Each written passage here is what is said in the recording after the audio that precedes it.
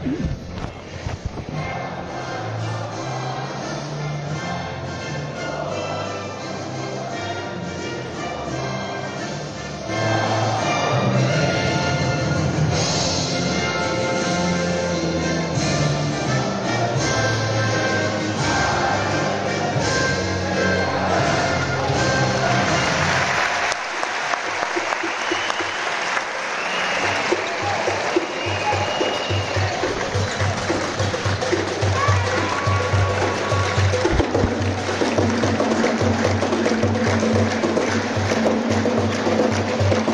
الله الرحمن الرحيم. متابعينا مشاهدينا الكرام أينما كنتم، أسعد الله أوقاتكم بكل خير. هذه تحياتي أنا منصور الدبيس، وتحيات طاقم العمل بقيادة الزميل يوسف العبد الله. نسعد دائما بأن نكون معكم في الجولة الأخيرة رقم 22 في بطولة الدوري الممتاز لكرة اليد في الموسم 2023-2024 بلقاء مهم جدا، من أهم اللقاءات في الجولة الأخيرة، وفي لقاء مسك الختام، والذي من خلاله سيتحدد بطل هذا الموسم أو يؤجل إلى يوم الاثنين القادم. في لقاء الخليج والنور، النور والخليج، الدالة والأكاديمية، الأكاديمية والدالة. لقاء يهم بالدرجة الأولى الخليج، لأن متصدر الدوري برصيد 36 نقطة، ومعه الهدى أيضا برصيد 36 نقطة، والفريقين بالتأكيد يسعون للفوز بهذه الجولة لتكون بينهم مباراة فاصلة. ونذكر بأن الهدى اليوم أمام الروضة، يلعب أمام الروضة، والروضة في المركز الأخير أيضا يصارع على النزول، وبالتالي ربما المباراة تكون مشدودة، ولكن بالتأكيد هي خبرة الهدى هي الأقوى، وبالتأكيد ستحسم الأمور إلا إذا كانت هناك مفاجأة. أما فريق النور فيلعب وهو في المركز السادس، وإن كسب سيكون بنفس المركز، وإن خسر ربما ينزل للمركز السابع في حال فوز الوحدة على الترجي. يا سلام، لوحة ولا أحلى منها حقيقة، لوحة الجمهور الرائع، الجمهور الظاهرة. هذا الجمهور أمامك عزيزي المشاهد، الأخضر والأصفر، صغار وكبار، حلوين حلوين حلوين وحاضرين، يآزرون يشجعون، وبالتأكيد ينتظرون موسم طويل، موسم استطاع الخليج أن يحسم أموره في 5 بطولات، 5 بطولات، ويبحث عن البطولة السادسة على مستوى الدوري هذا الموسم، وأيضا على مستوى النخبة. ولكن تبقى الأمور موجودة في هذه الجولة، وربما تأتي جولة أخرى لتحديد البطل لهذا الموسم. إذا اللقاء أعتقد بأن لا يوجد ضغوط كبيرة على النور من أجل تقديم مستوى في هذا اللقاء، بينما الضغوط هي موجودة على الخليج، لأن وده يكسب اللقاء، وده ينتظر لقاء الروضة والهدى. من يكسب؟ لو كسب الهدى راح تكون مباراة فاصلة، ولو كسب الروضة الدوري راح عليه، راح للخليج، وبالتالي استمتاع حقيقة في هذا الموسم ربما هو موسم استثنائي. في كثير من الفرق حاولت أن تكون موجودة، ولكن تبقى أحيانا الحظ يقف مع بعض الفرق، ولكن أيضا يبقى الكبير كبير. وأول الأهداف من الصياد في أول دقائق هذا اللقاء، أبرب أول الأهداف لحسين الصياد من الارتقاء العالي والتسديدة اللي باغتت حارس المرمى حسن محمد حسين. هذه الكرة لمصلحة النور في صناعة اللعب، حمدي المشاغب، وشويرف على مستوى الدائرة، علي عيد، هذا حمدي يبحث عن الاختراق، هذا محاولة مرة أخرى، مرتجى يلعب في الباك اليمين ويلعب أيضا في صناعة اللعب. طاقم تحكيمي من الجبل الأسود إيفان وميلوس، محاولة مرة أخرى يبحث عن الدائرة وصافرة، يبحثون دائما دائما على مستوى الدائرة. الأطراف أسهل، الأطراف أسهل على النور إذا ما أراد أن يعمل شيء، لأن منطقة النص مزدحمة، فيها نيمانيا وفيها جهاد وفيها مرهون الماء. محاولة، خلاص التمريرات انتهت، واستعجال من الصياد. تعود للنور من جديد، يبحث عن الفارق بشكل سريع الخليج، لكن عليه أن يتأنى لأنه يلعب أمام فريق كبير. رغم النقص راح أقول لكم أسماء، أكثر من 9 أسماء غادرت النور، ومع هذا يبقى النور نوره مشع حقيقة من خلال أداء اللاعبين. هنا شويرف، يا سلام، تصدي. لو كان شويرف سددها بشكل أقوى لكان هدف التعادل وصل، ولكن حاول أن يعملها بشكل هادئ. هنا حسين الصياد وفيها صافرة ربما.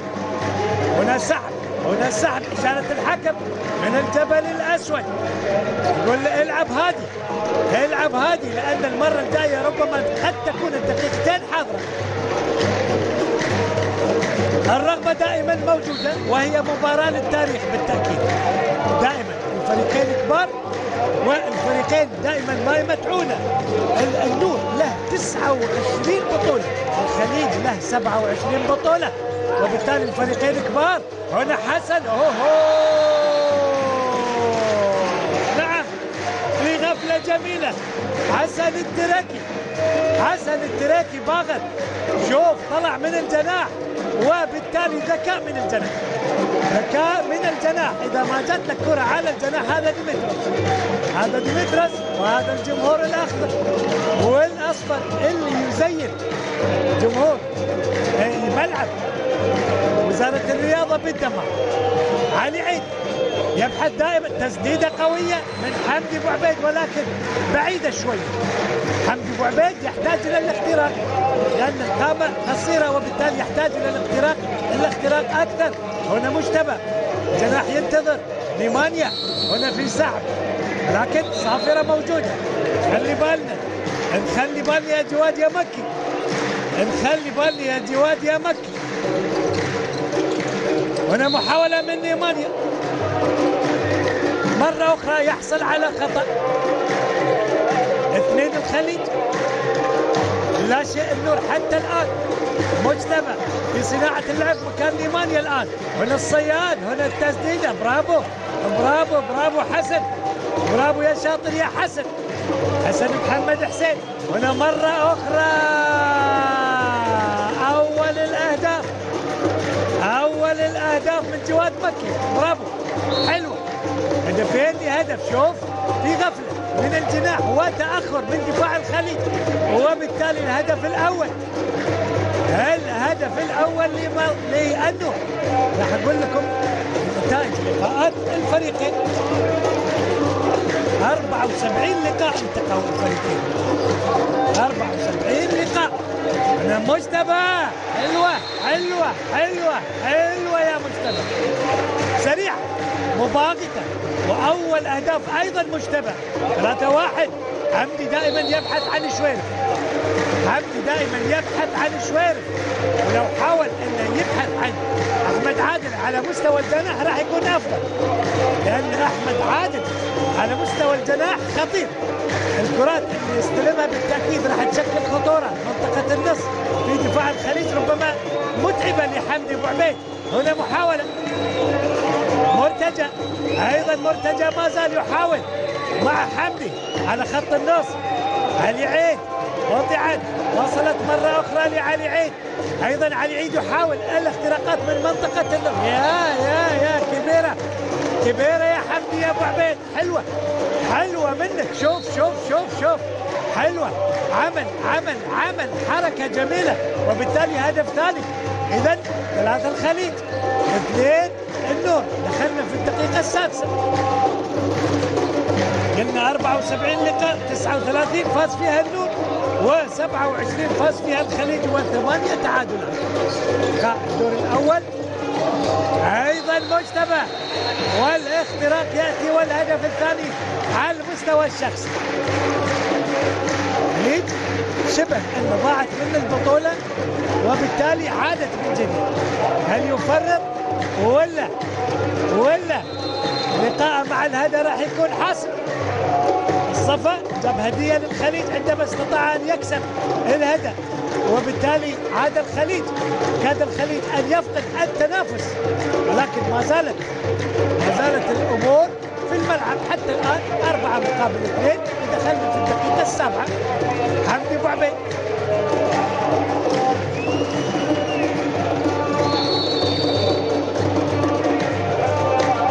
خطأ وصافرة لمصلحة النور. هذا جواد مكي يحاول فعلا، خطأ موجود، رمية حرة 9 متر. حمدي ما زال رغم انه مثل ما قلنا قصير القامة لكن قاعد في اختراقات جميلة. علي عيد مرة أخرى لم يسدد على الإطلاق على مستوى الدائرة. الآن شويرف قطعت، نيمانيا وصلت، صياد بعيدة، هي هدف ثالث على المستوى الشخصي لحسين الصياد، وهدف خامس للخليج. نقص العددي دائما سحب الحارس، وبالتالي يعرض النور شباكه للخطر. طبيعة الإيقافات تتحمل أنك تلعب بشباك بدون حارس، وبالتالي الخطر موجود. علي العيد الآن يلعب في صناعة اللعب، مرتجى في الباك اليمين، حمدي إلى علي عيد يحاول يباغت، يحاول في تسديدة مباغتة لمحمد عبد الحسين، ولكن صح. دخلنا في الدقيقة الثامنة 7 أهداف. هنا نيمانيا في دفاع متقدم على علي العيد، حمدي يلعب في الباك، محاولة الجناح، التسديدة أتت ولكن صعبة على محمد عبد الحسين. مرة أخرى الصياد إلى نيمانيا إلى الجناح، صعبة متأخرة، ضعيفة شوي، وبالتالي وصلت إلى الخليج لبناء هجمة. مجتبى يا مجتبى، الشهية مفتوحة اليوم لمجتبى. 3 أهداف من أصل 6 أهداف، 3 أهداف من أصل 6 أهداف سجلها مجتبى. برافو مجتبى، 6 مقابل هدفين وبداية قوية. تكلم عن 8 أهداف في 8 دقائق، والمعدل كل دقيقة هدف. هذا ديمتروس اليوناني، الوقت اللي وصل فيه ديمتروس إلى الخليج، ودائما 9 بطولات حقق هذا المدرب. هنا مرتجى، يا سلام، حلوة منك يا مرتجى. عادت بشكل سريع وسدر الكرة بشكل سريع، ولكن عودة سريعة أيضا للنور. برافو، العودة السريعة مطلب. 6 مقابل 3، فارق ال3 أهداف موجود في 9 دقائق، فيها 9 أهداف ومعدل تهديف كل دقيقة هدف. منصور السيهاتي نزل مكان نيمانيا، ومرهون الماء على مستوى الدائرة لم يستلم كرة على الإطلاق. محاولة من الصياد ودفاع متمكن جواد مكي، أيضا شويرف في منطقة النص، شويرف وجواد مكي وعلي عيد أيضا منطقة النص، ولكن الاختراقات موجودة على الدائرة وتسديدة من منصور، ولكن تألق كما هي العادة من حسن من الشاطئ. يا سلام، هوبا، لا أبدا يا شويهي، ضاعت على شاهين بوشاهين. هنا وصلت، هنا السلسلة، هنا الاختراق أيضا. برافو يا حسن، برافو يا شاطر يا حسن، ضاعت على أحمد عادل، يحاول بكرة لافة، ولكن القائم يتصدى كورتين كانت كفيلة بأن تقلص الفارق إلى فارق هدف وحيد، ولكن ضاعت على النور كورتين. كرة أبدا ما تضيع على مستوى 6 أمتار، وكرة تألق فيها أيضا أحمد عادل، ولكن كانت لامست القائم، وبالتالي أيضا برافو يا شاطر يا حسن محمد حسين. هنا مجتبى يعوض الكرة اللي ضاعت من منصور السيهاتي، وبالتالي هدف 7 لمصلحة الخليج. احنا في الدقيقة 11 فيها 10 أهداف، 7 للخليج و3 للنور. هذه الجمهور وهذه أهازيجه وهذه جماله فعلا. الجمهور الظاهرة اللي وين ما حل الخليج في عالم كرة اليد هم عشاق حقيقة، هم عشاق يتنفسون كرة يد حقيقة. هنا الجناح مرة أخرى دخول خاطئ، خطأ هجومي، مرتدة بعيدة عابرة القارات، عابرة القارات منك يا حسين يا صياد. برافو. هدف ثامن و4 أهداف على مستوى الشخصي. إذا 4 أهداف لحسين أو 3 أهداف لحسين الصياد و4 أهداف لمجتبى وهدف وحيد لحسن التريفي. 8 مقابل 3. إذا وقت مستقطع يطلب من مدرب الفريق آسر القصبي على يعالج أموره. فعلا النور يحتاج إلى معالجة الأمور دفاعا وهجوما.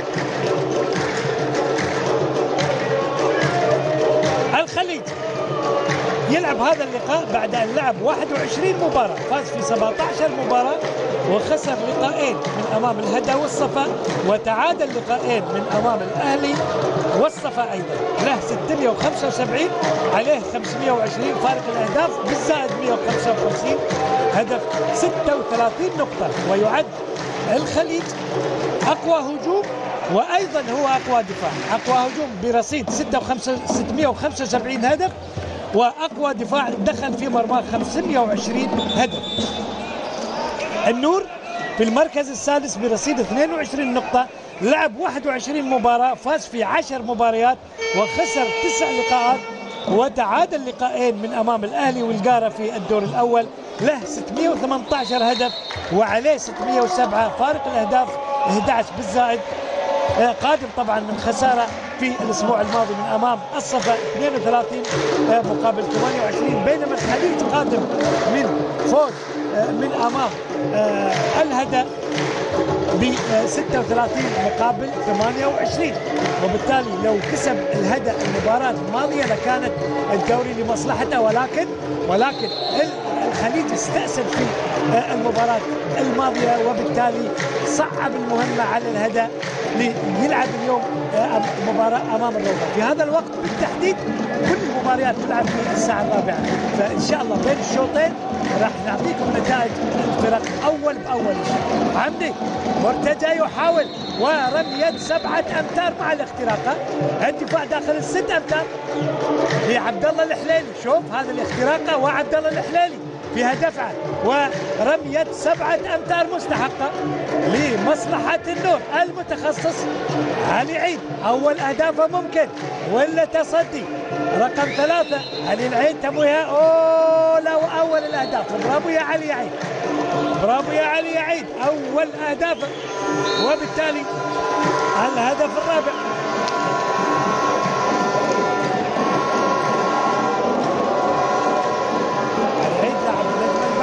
لعب المنتخب البحريني، لعب في مصر ولعب في الامارات ولعب ايضا مباراه في نادي الشام. منصور السياتي يلعب في صناعه اللعب.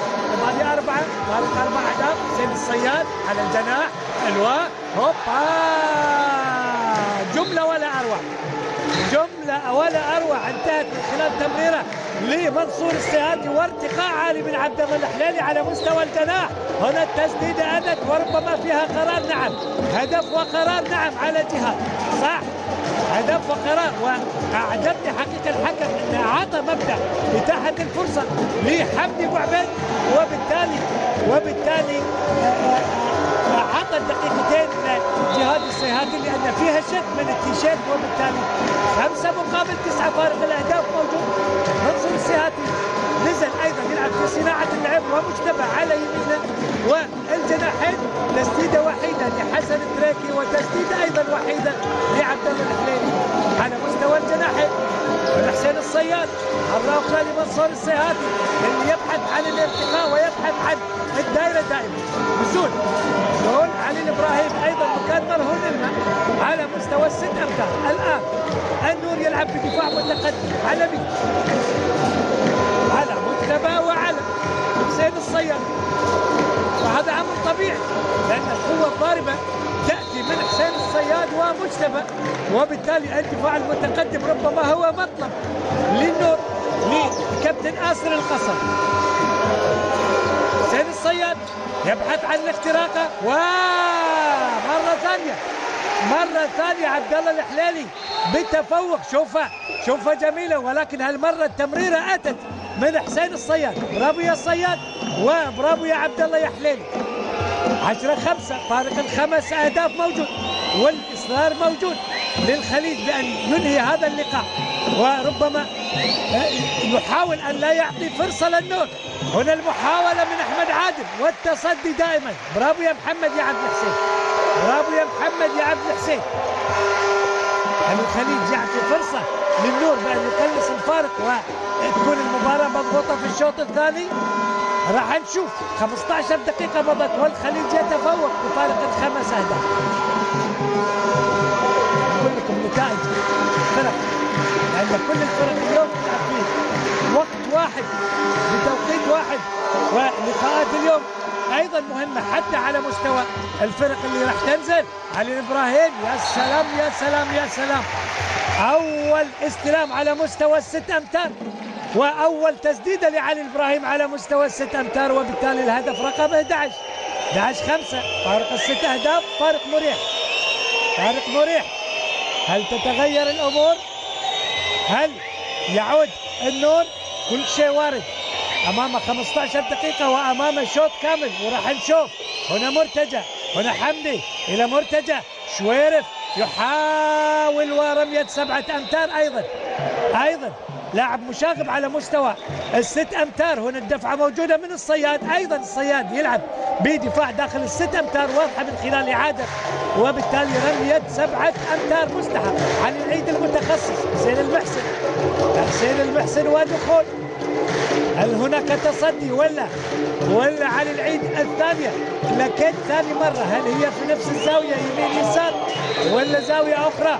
هنا التمويه الأولى نفس الزاوية. برافو يا علي يا عيد، برافو يا علي يا عيد. هدف سادس، هدفين على المستوى الشخصي من خلال رميتين 7 أمتار. 11-6 فرق ال5 أهداف موجود. مازال دفاع الآن النور يلعب 3-3. تغيرت الأمور 3-3 على منصور وعلى مجتبى وعلى حسين الصياد، لكن الدفاع المتقدم أيضا خطر، راح يعطي فراغات على مستوى ال6 أمتار. هنا خطأ وصافرة، وربما أيضا فيها قرار إيقاف لمدة دقيقتين على حسين العبيدي. واضح السحب وواضح الدفع أيضا من حسين العبيدي، وبالتالي نقص عددي موجود. 11-6. أقول لكم في الإيقاف القادم مباريات الفرق. هنا محاولة صياد مرة أخرى، ثالث مرة وبذكاء قاعد يشكل عبد الله الحليلي، قاعد يشكل. شوف الارتقاء العالي جميل هذا الجناح. إذا أعطيته كرة سهلة بالتالي من خلال الجناح قاعد يبدع حقيقة 3 كرات جميلة من خلال الجناح. إذا الخليج حتى الآن قاعد يستفيد من الجناح. عبد الله الحليلي يمرر له كرات، وبالتالي 3 أهداف من خلال الجناح وهدف من خلال حسن التريكي. 4 أهداف من خلال الجناح من أصل 12 هدف الخليج سجل. 12-6 فارق ال6 أهداف. مرتجى على الدائرة بشكل جميل، ولكن الإبداع أجمل منك يا محمد يا عبد الحسين. هنا يتألق، هنا الصياد، هنا يحاول الاختراق، يبحث عن الدائرة. هذا علي إبراهيم، هذا الجلاد علي إبراهيم على مستوى ال6 أمتار. تعطيه فرصة يستلم كرة خلاص. هنا مرة أخرى، هذا جهاد وضاعت عليك يا جهاد فصل بريك. هنا عادت مرة أخرى، هذا أبو شاهين والهدف السابع. برافو يا شاطر يا حسن، برافو يا شاطر يا حسن. صدها من جهاد السيهاتي وعادت مرتدة بشكل سريع، وبالتالي شاهين بوشاهين يأتي بالهدف السابع ويعود إلى فارق ال6 أهداف. 6 جهاد السيهاتي كان الفارق 8 أهداف، ولكن العودة السريعة وبالتالي تألق الشاطر حسن على مستوى الحراسة. هذا علي الإبراهيم، برافو يا علي إبراهيم، 3 أهداف، 3 أهداف على المستوى الشخصي من أصل 14، وبالتالي أداء جيد لعلي إبراهيم حتى الآن من الوقت اللي دخل ربما في الدقيقة 14، 4 دقائق من دخل فيها سجل فيها 3 أهداف، 14-7، فارق 7 أهداف، فارق مريح، 12 دقيقة متبقية عن نهاية الشوط الأول. لا حلول حتى الآن، ولكن ما زال الإصرار موجود. هنا التسديدة عادت من مرتجى، ولكن التصدي الأجمل، قفل الشباك حتى الآن، قفل الشباك محمد عبد الحسين مرة أخرى. مرتجى يحاول دائما من منطقة النصف باعتباره انه يلعب بصناعة اللعب، ولكن منطقة النصف فيها جهاد وفيها نيمانيا وفيها علي الإبراهيم، وبالتالي هنا محاولة التعامل على مستوى ال6 أمتار، وجواد مكي، جواد مكي يحسم الأمور. برافو يا جواد، وصلت على طبق من ذهب، وبالتالي هدف ثامن. ما زال النور موجود، ما زالت حظوظه موجودة، ما زال فارق ال6 أهداف موجود، لا يعني شيء أبدا. قد تتغير أمور طالما هناك رغبة وإصرار وحماس في العودة. نور في المركز السادس، وإذا خسر ربما يوصل إلى المركز السابع. جواد مكي ودفاع على علي الإبراهيم، منطقة النصف فيها علي العيد، فيها مرتجى، وفيها جواد مكي، لكن مجتبى يحاول. هنا السلسلة وصلت أيضا، دريك وصلت لكرة وحيدة، يبحث عن كرة ثانية، مجتبى وتصدي. برافو، برافو يا حسن، برافو يا شاطر يا حسن. حسن محمد حسين مرتدة للنور، يبحث عن هدف التقليص الآن، يبحث عن هدف تاسع لمحاولة دفاع متقدم الآن على علي العيد رجل لرجل. هذا مرتجى إلى الجناح وإلى رمية جانبية، إلى رمية جانبية، كام الجبل الأسود. حكموا في فرنسا 2017 نهائي كأس العالم، والدنمارك وألمانيا في 2019، ومصر في 2021، وأيضا بولندا والسويد في آخر بطولة لكأس العالم في 2023. إذا الحكمين متمكنين حتى الآن، ودائما صفرتهم دائما حاضرة. مرتجى يبدع في الاختراق، مرتجى يبدع في الاختراق، يعني حتى وإن لم تسدد ربما يكون هناك فيها رمية 7 أمتار، ولكن بما أنها هي داخل الشباك احتسبت هدف. 14-9، نزل الفارق إلى فارق 5 أهداف، 9 دقائق متبقية، والدفاع المتقدم مرهون الماء موجود، وكان علي الإبراهيم الدفاع المتقدم، حسن التريكي، منصور السيهاتي دائما ايضا يبحث عن اختراقات ويبحث عن الدائره اللي مرهون الماء. هنا محاوله من مجتبى، ما زالت شوف الخليج لما تلعب عليه دفاع متقدم فيها ارباك حقيقه للخط الخلفي لمجتبى وحسين الصياد، وبالتالي هناك خطوره. هنا محاوله من منصور ايضا رفع ايده اشاره السلبي، حكم المباراه، حكمي اللقاء رافعين ايدهم اشاره السلبي، وبالتالي هناك ربما تمريرتين فقط، واذا لم يسدد الخليج راح يحسب خطا عكسي. رفع اليد بالنسبه للحكمين وراء 4 تمريرات، عدت منها تمريرتين. الصياد يبحث عن الارتقاء والتسديد، وربما يبحث عن الدائرة، سدد إلى خارج الملعب، إلى خارج الملعب، فيها ربكة بالتأكيد مثل ما قلنا. اختلاف طريقة الدفاع للنور لما لعب 3-3 عملت شيء حقيقة، عملت ربكة لهجوم الخليج، بالتالي الصياد توقف عن التسديد والتصويب تجاه الشبك، وأيضا مجتبى يحاول الاختراق، ولكن 5 دقائق أو 4 دقائق لم يسجل فيها الخليج. 14-9 يبحث عن هدف تقليص الفارق إلى 4 أهداف على مستوى الجناح مرة أخرى، ونجاح دائمكم دائما على مستوى الجناح. جواد مكي يبدع، جواد مكي يبدع تماما، و4 أهداف لجواد مكي، وبالتالي خلص الفارق إلى 4 أهداف، نزل الفارق 7 أهداف، من 7 أهداف إلى على مستوى الدائرة. يا حليل يا حليلك يا حليل، يا حليل وحليل الكرة لأن ليش؟ لأن شاف الدفاعات متقدمة، وبالتالي عندما يتقدم الفريق يلعب 3-3 هناك فرصة للاعب الجناح أن يقطع على مستوى ال6 أمتار، وحمدي يبدع، وحمدي يبدع أيضا في اختراقة جميلة وفت ولا أحلى. شوف الفت، شوف الفت والاختراق من اللاعبين الحلوين، من اللاعبين الحلوين اللي بالتأكيد لهم مستقبل واعد. حمدي، برافو يا حمدي. تعود الكرة لمصلحة الخليج مع فارق ال4 أهداف. نيمانيا يدخل ويحاول يخترق والتسديدة، وأول أهداف نيمانيا في الدقيقة 23.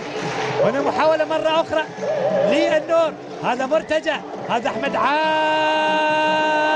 عدلها، أحمد عادل، وأول أو ثاني تسديدة على مستوى الجناح. أحمد عادل والله جناح خطير، إذا سلموه هو بالتأكيد قادر بمهاراته الفنية وإبداعاته، ودائما ما يفتح الزاوية ودائما ما يشكل وينوع في تمريراته على مستوى الشباك، وبالتالي فارق ال4 أهداف ما زال. الدفاع المتقدم موجود على الصياد وعلى نيمانيا. الجناح مرة أخرى لحليلي لحليلي لحليلي لحليلي لحليلي. اليوم ما ادري متغدي الحليلي اليوم 5 أهداف وبطريقة خرافية حقيقة. برافو يا عبد الله يا حليلي، الشهية مفتوحة 5 أهداف على المستوى الشخصي. برافو. 17-12 فارق 5 أهداف يعود الخليج، والنور ما زال لم يرفع المنديل الأبيض ولن يرفع المنديل الأبيض أبدا حتى الدقائق الأخيرة، لأن فريق وتاريخ لهذا الفريق فعلا. علي العيد يحاول وخطأ وصافرة. النور اللي كان ينقص محمد سالم اللي راح الخليج، مجتبى سالم إلى الخليج، ومهدي سالم، عبد الله حماد، عبد الله عباس، سير التاروتي، علي التاروتي، حسان الزاوي، كلهم توجهوا الى الهدف. الجناح مره اخرى، ولكن القائم ولا محمد عبد الحسين في التصد.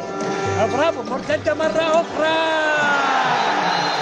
اول الاهداف ايضا الى مرهون الماء، والهدف رقم 18. وعاد هذه كره تمريره جميله من نيمانيا واستلامه ولا اروع على مستوى ال6 أمتار لمرهون الماء، وبالتالي الهدف رقم 18.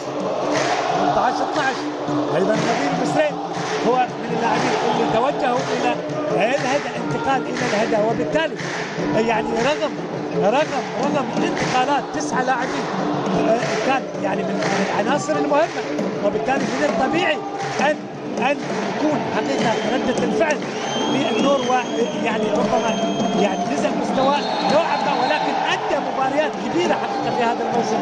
في الموسم الماضي هو في المركز الثاني، وبالتالي اليوم هو في المركز السادس، خسر كل القاب هذا الموسم. ولكن اعتقد النور بخبره اللاعبين الموجودين والشباب الواعدين اعتقد قادرين ان يعودوا بالنور من جديد الى المراكز المتقدمه. مثل ما قلنا 29 بطوله.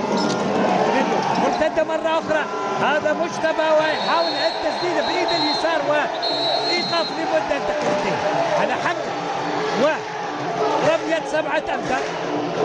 راح نشوفها من خلال الاعاده، فيها سحب طبعا.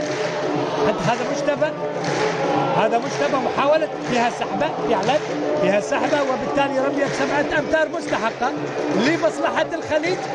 حسن التريكي على التنفيذ. هل هناك تصدي من الشاطر حسن يتركي راح يموه الاول والعارضه والشاطر حسن يتألق. برافو يا حسن محمد حسين. اذا 18-12 فارق ال6 أهداف ما زال. هذا جمهور النور والله ودنا جمهور النور ايضا يحضر. حقيقه النور عودونا دائما ان يكون جمهورهم حاضر، ولكن السنه هذه لم يكن مواكب الحدث جمهور النور. نتمنى ان يعود ان شاء الله ويؤازر فريقه سواء كان فايز ولا متاخر. يجب ان يحضر جمهور ويؤازر فريقه بالتقدم، وفي ايضا عندما يتاخر يرفع من معنوياته. علي العيد ومحاوله ورميه جانبيه. 18-12 اقل او دقيقتين ونصف متبقيه.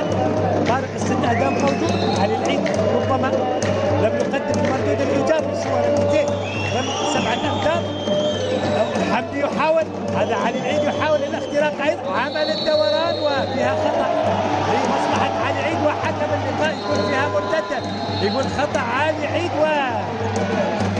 وقاف اللعب، وقاف لمدة دقيقتين أيضا على علي، لأن احتج على الحكم، احتج على الحكم أيضا. شوف هذا عمل الدوران، وبالتالي عاقب فريقه بالايقاف لمده دقيقتين لان تكلم واحتج على قرار الحكم، وبالتالي عندما يتخذ الحكم قرار يجب ان يحترم. نقاشك مع الحكم ابدا لن يغير ولن يبدل في قراره، وبالتالي دائما قرارات الحكام تحترم سواء كانت خاطئه ولا صائبه.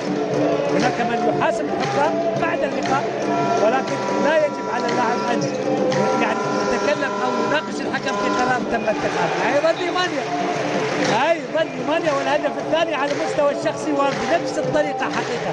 ايمانيا عندما ياخذ الكره يندفع حقيقه ايده قويه باتجاه المرمى، ورجع الخليجي الى فارق السبع اهداف، فارق مريح 19 مقابل 12.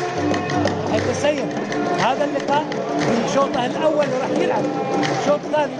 هل هناك من عوده للنور في الشوط الثاني؟ كل شيء وارد، ولكن يحتاج الى تركيز اكثر، يحتاج الى طريقه لعب مختلفه عن هذه الطريقه اللي يلعبها خاصه في الهجوم. هنا محاوله من مرتجى وخطا وصافره لمصلحه مرتجى، لمصلحه الخليج. هذا الجهاد السيهاتي، شوف الاندفاع،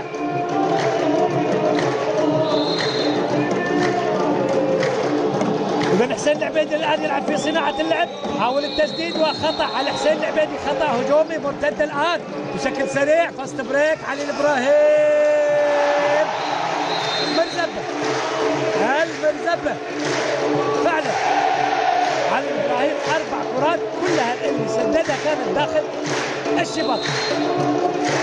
هذا الجمهور الجميل، هذا الجمهور الظاهرة حقيقة اللي لا يقل ولا يمل في المؤازرة والتشجيع والحضور قبل المباراة، قرابة ساعة قبل المباراة والجمهور حاضر ليؤازر ويشجع فريقه ومن نفسه بأن يحصل على لقب الدوري للمرة الثانية على التوالي، وال11 في تاريخ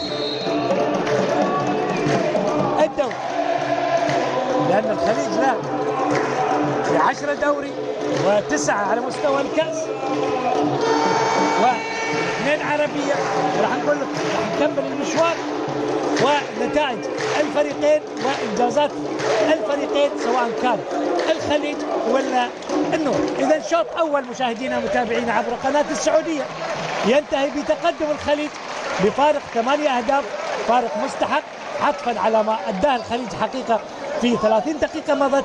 استطاع أن يتسيد الأمور وأن يتسيد المشهد وأن يتقدم بفارق 8 أهداف. أترككم الآن في استراحة قصيرة ثم نعود معكم لمتابعة مجريات الشوط الثاني. الآن الهايلايت وأجمل لقطات الشوط الأول. إلى اللقاء.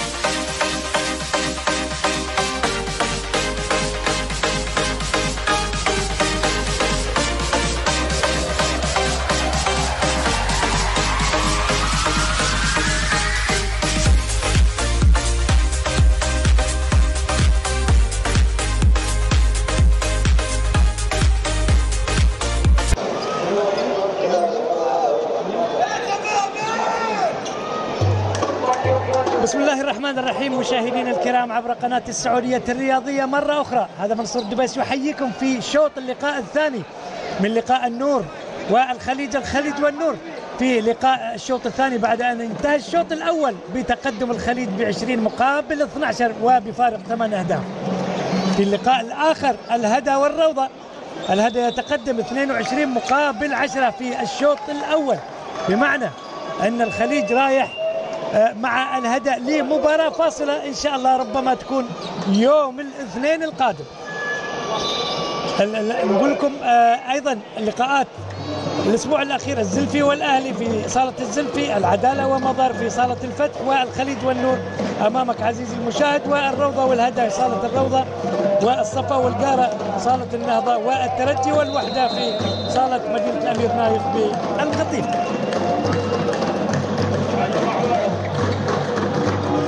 آخر لقاء فاز فيه النور هو في بطولة النخبة الموسم الماضي 35 مقابل 33، والخليج كسب النور في السوبر السعودي 31-30، وأيضا في دورة الألعاب السعودية 29-27، وكسب أيضا النور في الدور الأول. إذن ما زال الإصرار موجود للنور من خلال أول، طبعا المؤشر للشوط الثاني هو من خلال ال10 دقائق الأولى.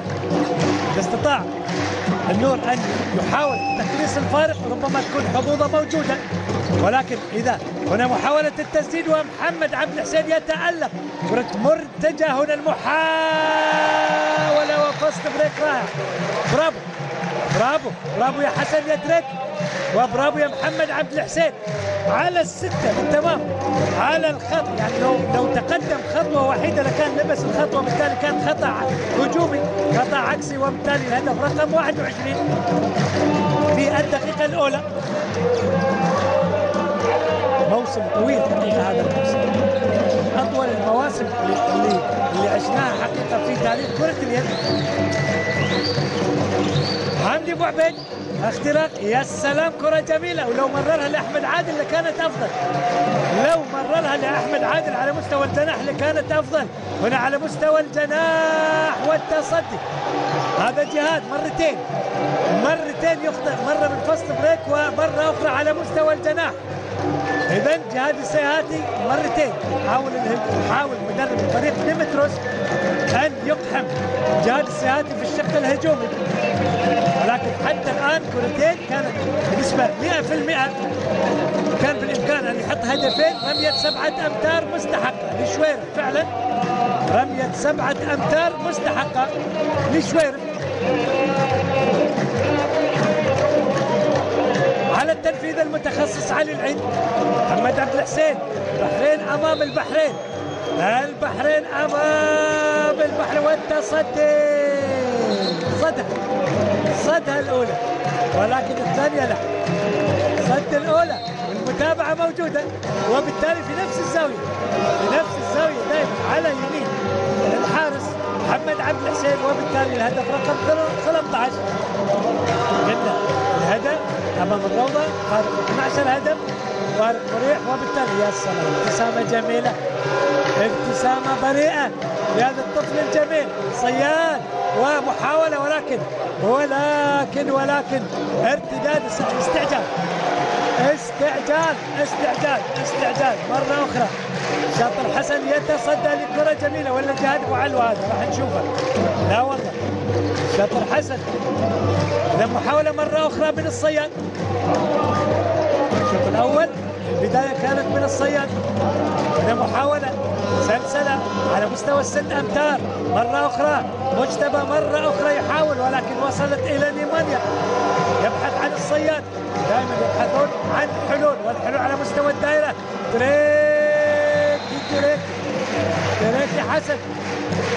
تريكي حسن، والهدف رقم 22. هدفين أول أهداف الشوط الثاني أتت من حسن التريكي. 4 دقائق الخليج سجل فيها هدفين، والنور سجل هدف وحيد. إذن ما زال الإصرار موجود للخليج بأن يوسع الفارق ويلعب بشكل مريح في الدقائق الأخيرة، ويفكر في لقاء الفاصل، لقاء الحسم يوم الاثنين.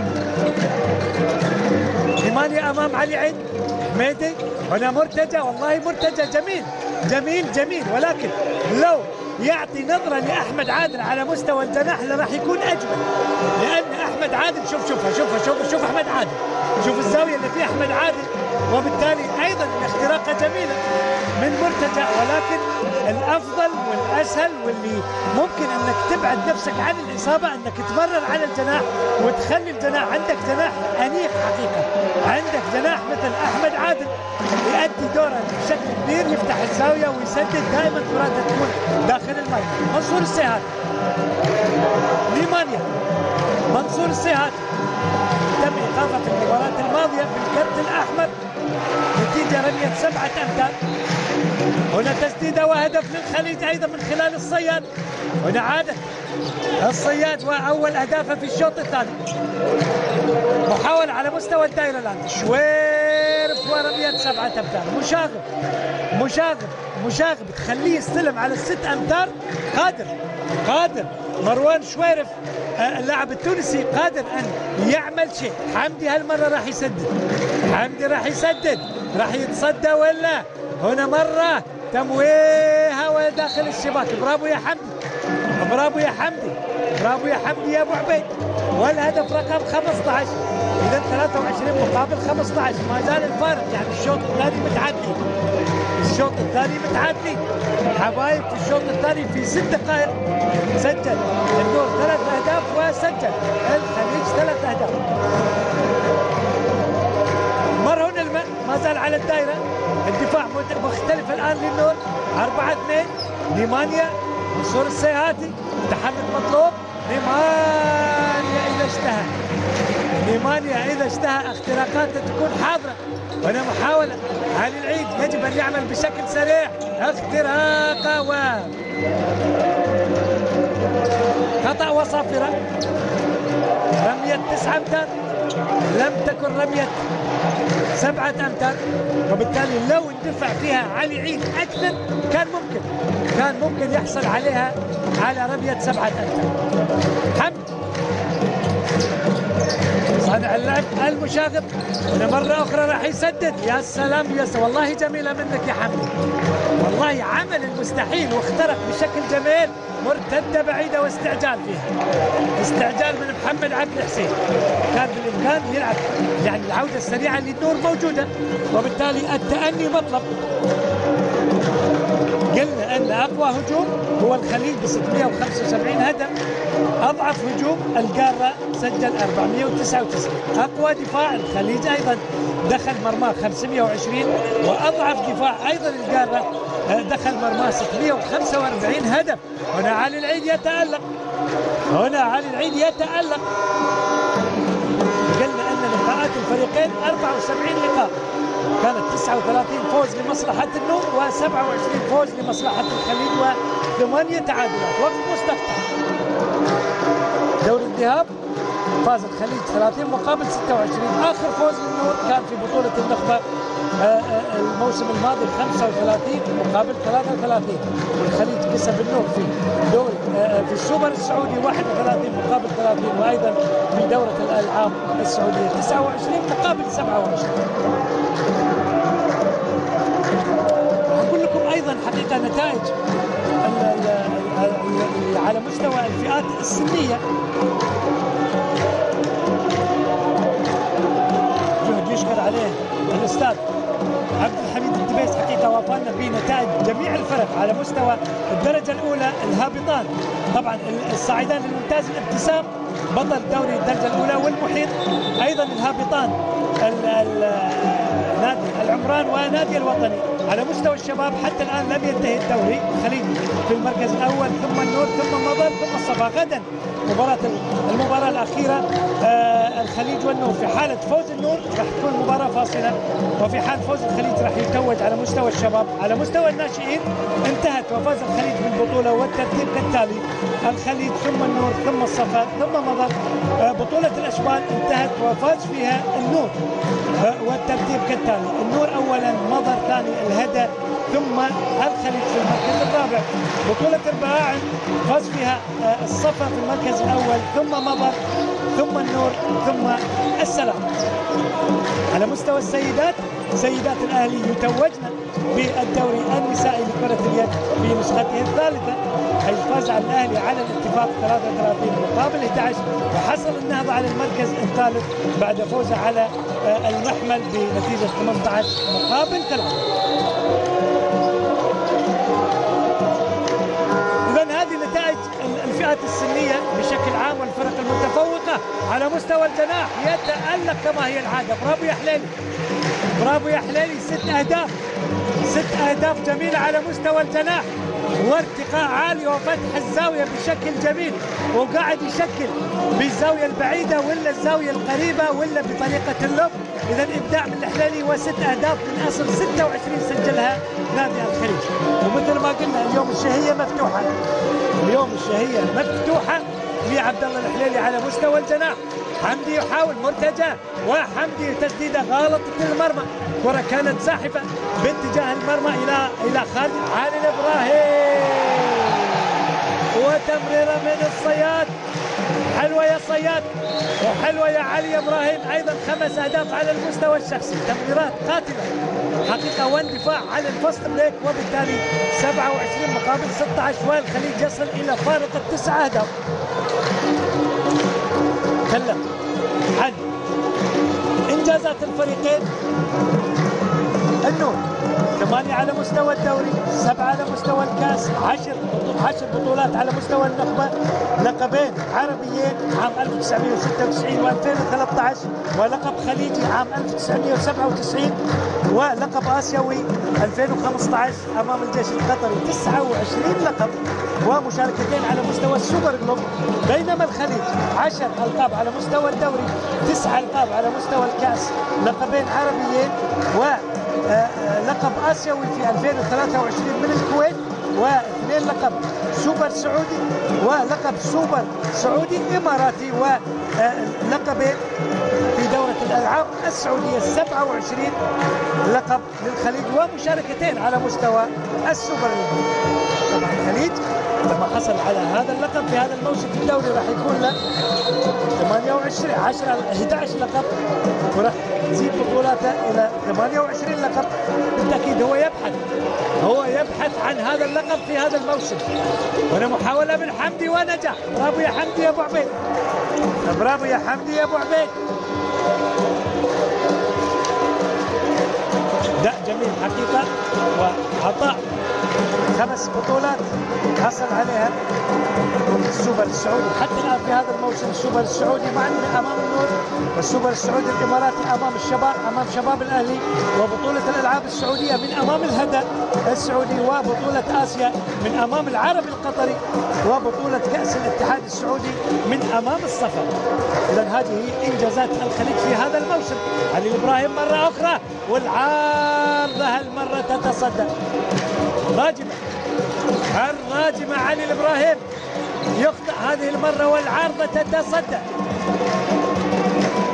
نعود من جديد لمصلحة النور اللي يبحث مع فارق 10 أهداف لتقليص الفارق.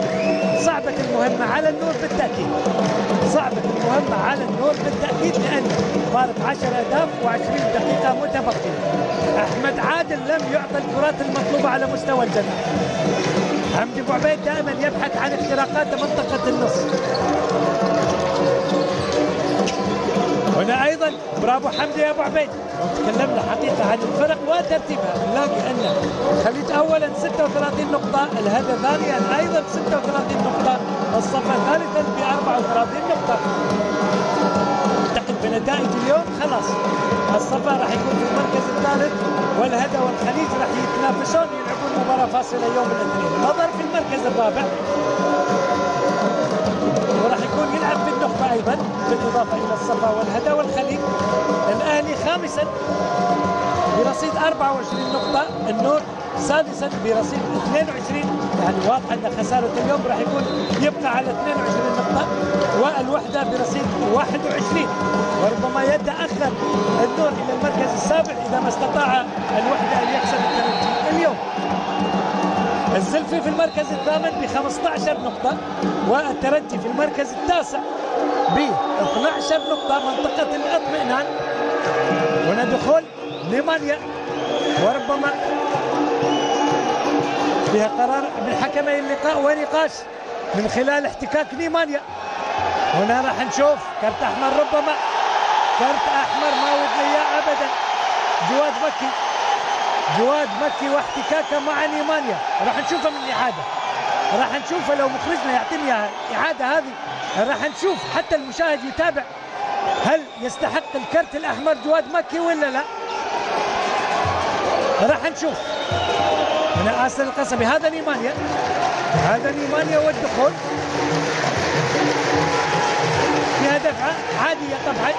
اعتقد ان الاحتكاك ما بعد الدفع، هو احتكاك في هذه الزاوية، فيها دفعة شوية من جواد مكي، ولكن ما بعد الاحتكاك لا يمكن منك يا جواد يا مكي، خلاص. يعني الحكم ما اعتقد كان يعطيه الكرت الاحمر، ما كان راح يعطيه الكرت الاحمر، ولكن ربما من خلال محاولته انه يوصل الى نيمانيا ويكلمه، وبالتالي هناك حكم قادر ان يعطيك حقك، وبالتالي الكرت الاحمر يحضر لجواد مكي. عموما 27-18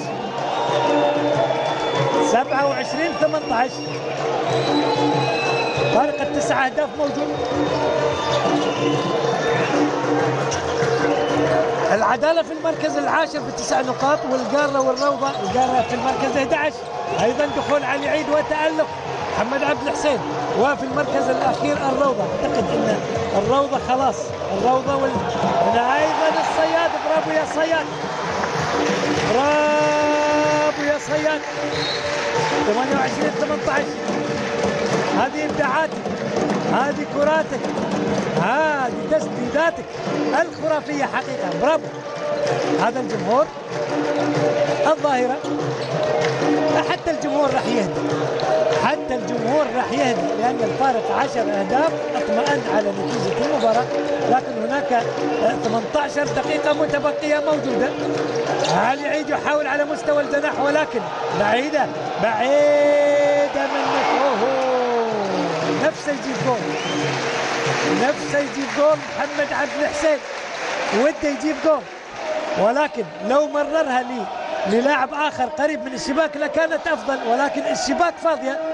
ولكن عندما تكون الشباك فاضية هناك رغبة من محمد عبد الحسين أن يأتي بكرة بعيدة، وبالتالي القائم يتصدى لكرة محمد عبد الحسين.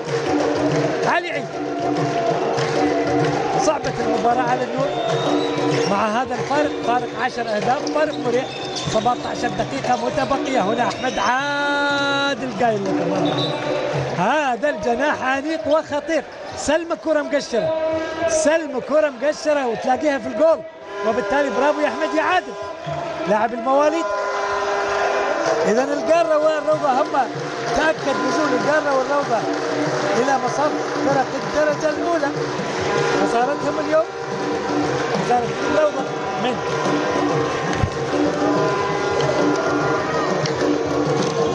الهدى، وخسارة ربما القارة من الصفا بالتأكيد. قارة حتى وإن كسب القارة فارق الأهداف راح يكون موجود بينه وبين العدالة، وربما تحضر مباراة عادلة فاصلة. ولكن هل يستطيع أن يكسب الصفا؟ حتى الآن ما وصلت لنتيجة الصفا والقارة، وبالتالي لا نريد أن نحكم على نزول القارة، ولكن أعتقد أن الصفا ما أعتقد أنه راح يفرط في المباراة أمام القارة. الصفا فريق متمكن وراح يحسم أموره، وبالتالي القارة والروضة هما الأقرب للنزول إلى مصاف فرق الدرجة الأولى.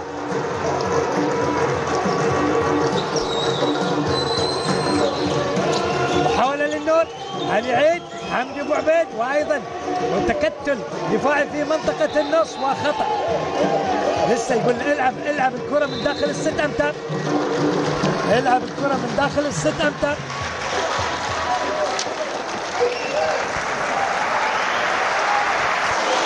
صفا كان يمني النفس لأن يخسر الهدى اليوم ويخسر الخليج اليوم ليتعادل معاه نقاطيا، ولكن صعبة بما كان على فريق الهدى وعلى فريق الخليج أن يخسرون اليوم، وهم أمامهم فرصة لحصول لقب الدوري هذا الموسم. ولكن بالتأكيد حمزة كملوتي أثبت خروج حمزة كملوتي وخروجه من النور، وطبعا بالتراضي. هنا مرة أخرى، يا سلام يا سلام يا سلام يا سلام، حلوة منك يا فاضل يا حمدة، حلوة منك. شوف ارتقاء وتسديدته الجميلة، وبالتالي فاضل آل حمدان. بالمقابل جهاد ابو علوة ايضا في شباك النور الان، وجهاد ابو علوة حارس متمكن، حارس شباب يتألق دائما. مرة أخرى الصياد يبحث عن الاختراق، أيضا جهاد ابو علوة راح يقفلها. جهاد ابو علوة الآن خلوا بالكم من الدقيقة 15 دخل جهاد ابو علوة، لكن راح نشوف تصديتين الآن لحسين الصياد، شويرف داخل المرمى، ولكن هنا صافرة من الحكم، حكم الجبل الأسود ميلوس، معلن عن رمية 7 أمتار. حمدي ابو عبيد. هل الهدف رقم 21 يأتي؟ ممكن حسين المحسن، حمدي ولا حسين؟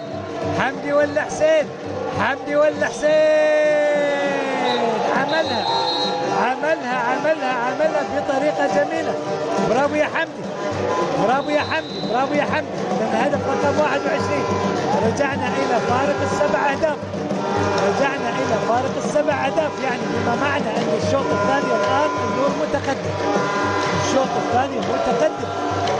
فارق 7 أهداف، لأن الشوط الأول انتهى بفارق 8 أهداف. لما يتخلص الفارق أقل من 8 أهداف، يعني النور الشوط الثاني تقدم على الخليج في الشوط الثاني وليس بالنتيجة الإجمالية. حسين الصياد، هذا جهاد ابو علوة، جهاد حارس متمكن وحارس فعلا يلعب في المنتخب السعودي للشباب، حارس قادر ان يعمل الفارق في الوقت. ربما هنا ايضا جهاد، ولكن التسديده قويه من حسين الصياد، هذا البرنس. هوبا، في خطا وفيها قرار، قد يحضر القرار الان، وراح نشوف فيها ايقاف لمده دقيقتين، ولا هنا راح نشوف في تشاور بين حكمي اللقاء، هل هناك خطا بدون قرار ولا ايقاف لمده دقيقتين. اذا القرار لا وجود لعقوبه، وبالتالي رمية حرة لمصلحة النور. هذا الخليج للتعادل في الشوط الثاني. شويرف وحديث مع حسين الصياد، علي إبراهيم أيضا. شوف منطقة النص فيها نيمانيا، فيها جهاد، فيها علي إبراهيم، فيها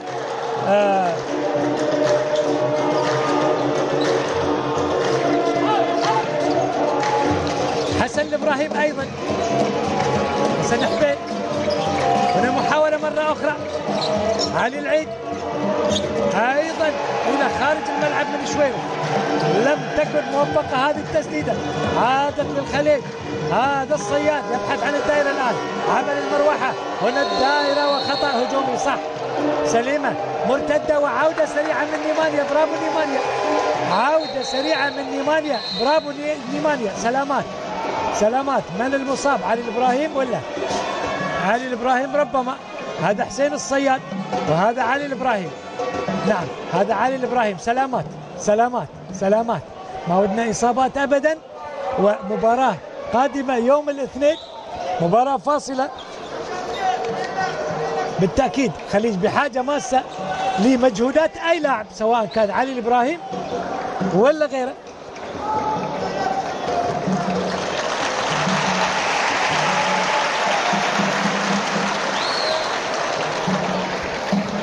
يهدأ الجمهور، يترقب قيام ان شاء الله علي الابراهيمي. يقوم بالسلامه، قام بالسلامه، اصابه بسيطه ان شاء الله، كدمه. وعاده في التحامات كره اليد تحصل مثل تلك الكدمات طبيعيه جدا،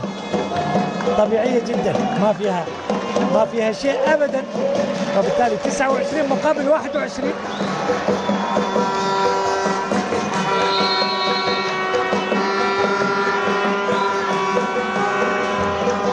أذكر أعزائي المشاهدين أن الموسم الماضي النور كان صاحب المركز الثاني، اليوم هو في المركز السادس.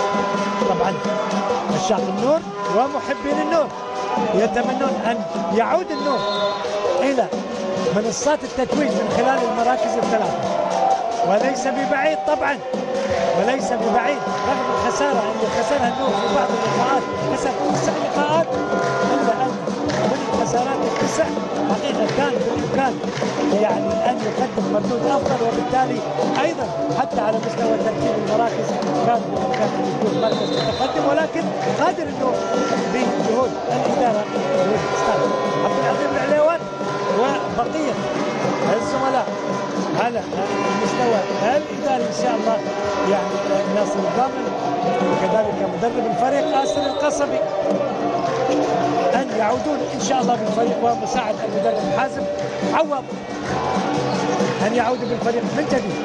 حمدي يحاول التسديد ونجح، برافو يا حمدي يا أبو عبيد، برافو يا حمدي يا أبو عبيد. اختراقات جميلة واندفاعاته باتجاه المرمى أكثر جمالا الحقيقة، وبالتالي الهدف رقم 22 حمدي أبو عبيد، 6 أهداف على المستوى الشخصي.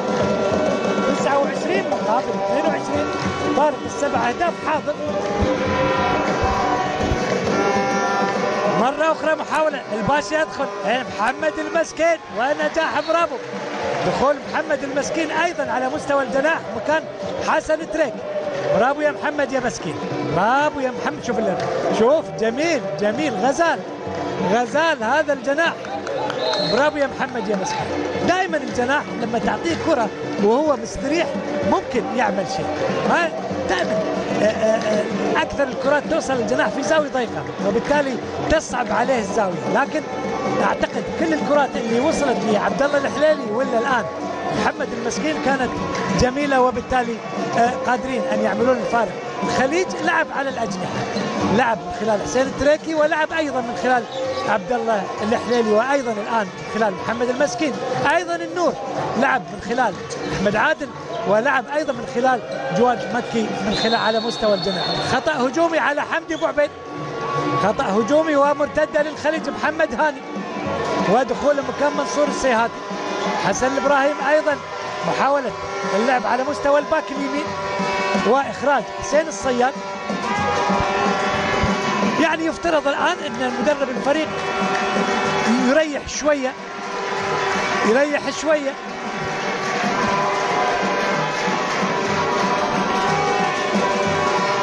المحاولات موجوده للخليج الان، الحفاظ على فارق ال8 اهداف. هذا محمد الباشا يبحث عن الدائره،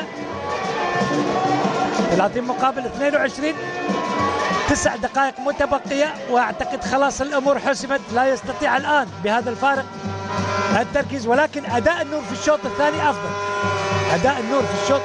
افضل، هذا حسن ابراهيم حاول بالفت ولكن صافرة وخطأ، راح يرفع ايده اشارة السلبي موجودة، يجب ان يسدد محمد الباشا، خطأ ايضا وصافرة. خلاص يتبقى تمريرتين، اما التسديد ولا الخطأ عكس الآن راح نشوف.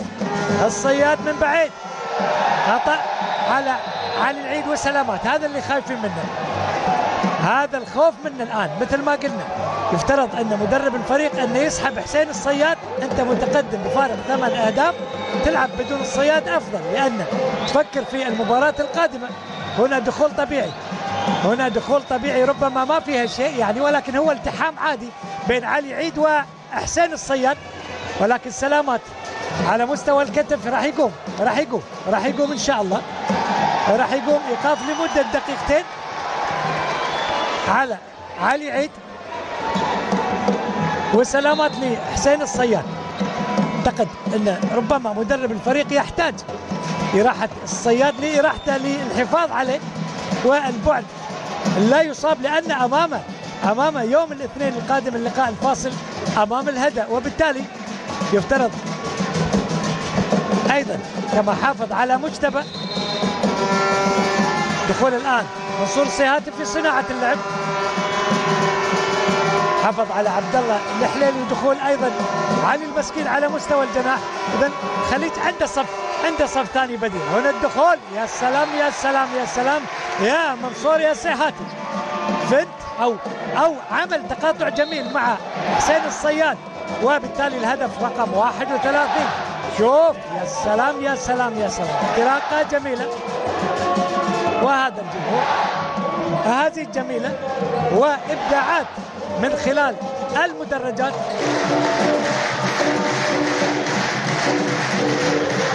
هذا ديمتروس وهذا ريمانيا وهذا نسيب الشويخان. دكة الاحتياط الآن أخرج مدرب الفريق، أخرج حسين الصياد. خلاص هذا الوضع الطبيعي، طبعا هذا الوضع الطبيعي أنه يلعب ال7 دقائق المتبقية بهذه التشكيلة. يشرك حسين العبيدي واختراقة جميلة وعدت على حسين المحسن، والهدف رقم 23. حتى وإن قلص النور فارق الأهداف، بالتأكيد راح يقلص فارق الأهداف، لأن من الطبيعي عندما تلعب الدقائق المتبقية بتشكيلة الصف الثاني طبيعي أن يقلص النور الفارق. 31 23 فارق ال8 أهداف موجود. دخول الصياد مرة أخرى أيضا، ومحمد الباشا، وخطأ وصافرة لمصلحة محمد الباشا. الصياد يلعب في الشق الهجومي ويخرج في الشق الدفاعي. الصياد من بعيد عمل الفت، يبحث عن منصور السيهاتي أيضا، وخطأ على منصور السيهاتي، خطأ على منصور السيهاتي. مرتدة للنور، يبحث عن هدف رقم 24.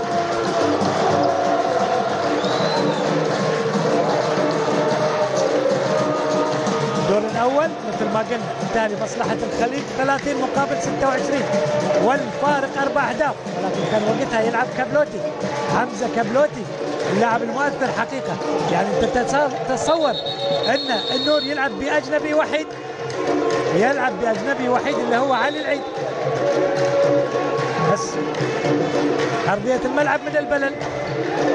خلاص اعتقد ان الوقت المتبقي 5 دقائق ونصف، مع هذا الفارق 8 أهداف، المباراة محسومة، وبالتالي أيضا الهدى جاهز لملاقاة الخليج في مباراة فاصلة.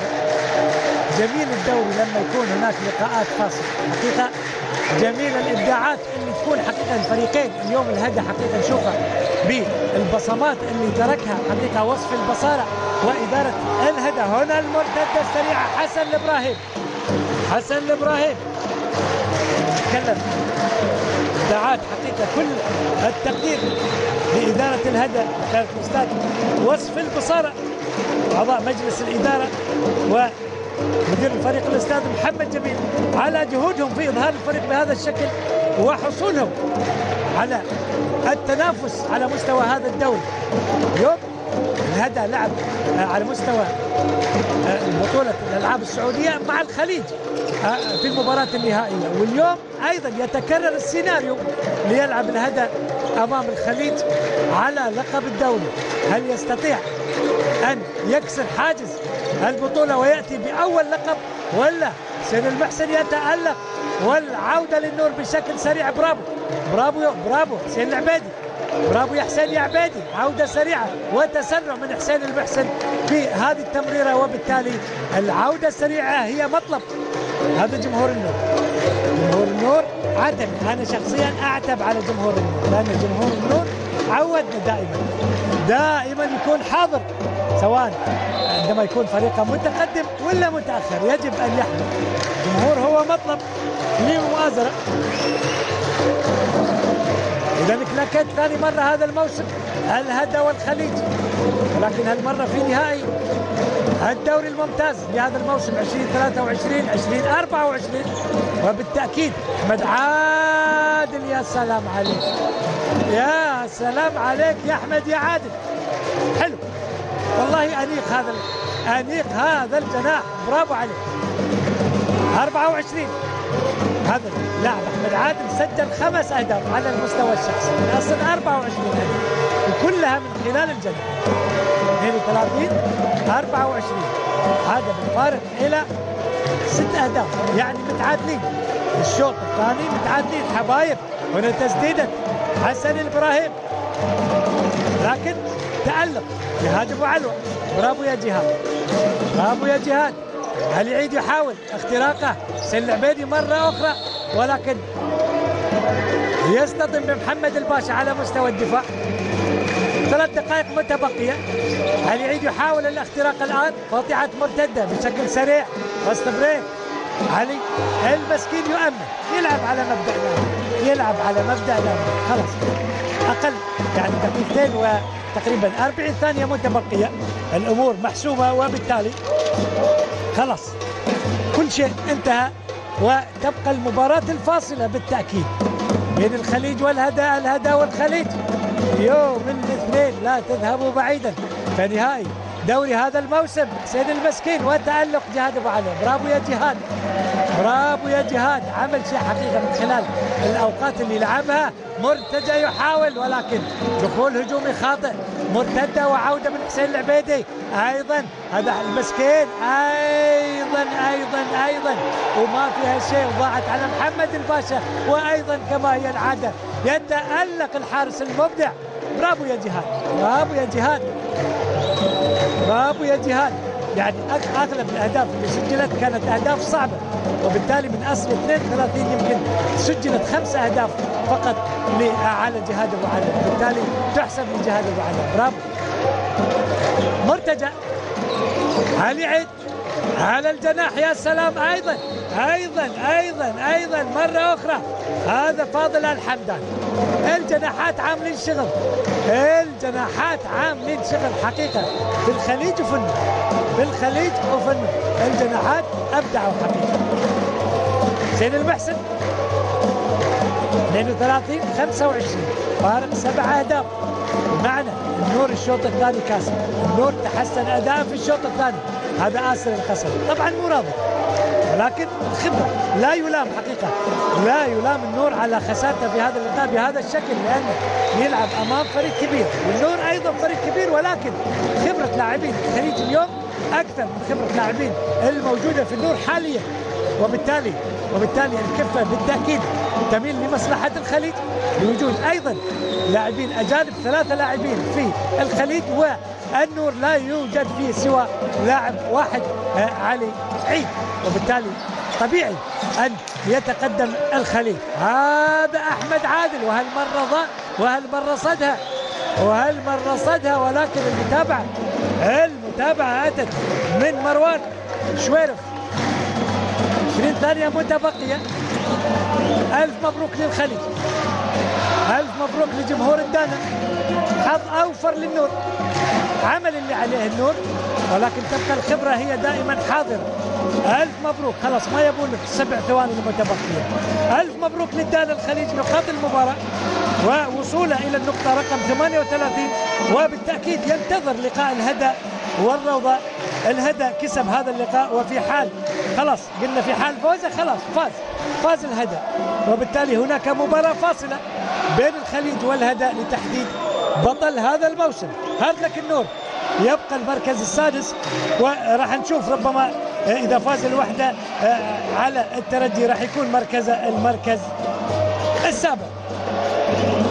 أعتقد أن النور قادر أن يعالج أموره إن شاء الله في الموسم القادم، لأن أعتقد أن الخليج والهدى سيستعدان لمباراة فاصلة جميلة إن شاء الله، وراح تكون نارية. أما تأكيد للخليج احتفاظا للدوري للموسم الثاني على التوالي، والبطولة السادسة هذا الموسم، وال11 على مستوى بطولات الدوري وتاريخ بطولات الدوري، أو دخول ضيف جديد بالتأكيد. سجلات التاريخ، السجلات والتاريخ إذا ما كسب الهدى لقبه أمام الخليج يوم الاثنين راح تكون أول ألقابه، وبالتالي راح تتزين تاروت إذا ما استطاع الهدى أن يكسب الخليج في لقاء الفاصل يوم الاثنين. بالتأكيد راح تكون مباراة نارية من خلالها راح يتم تحديد بطل الدوري. أخيرا شكرا لطاقم العمل بقيادة المخرج يوسف العبد الله، وشكرا للزميل محمد الجوكب ونادر فليت اللي كانوا متواجدين في أرضية الملعب، وشكرا لكم متابعينا عبر قناة السعودية الرياضية. تقبلوا تحياتي، أنا منصور الدبيس، وأودعكم على أمل أن ألقاكم إن شاء الله في لقاءات قادمة وحاسمة، وأيضا في لقاءات بطولة النخبة. تقبلوا تحياتي والسلام عليكم ورحمة الله وبركاته. أترككم الآن وأجمل لقطات الشوط الثاني والمباراة. إلى اللقاء.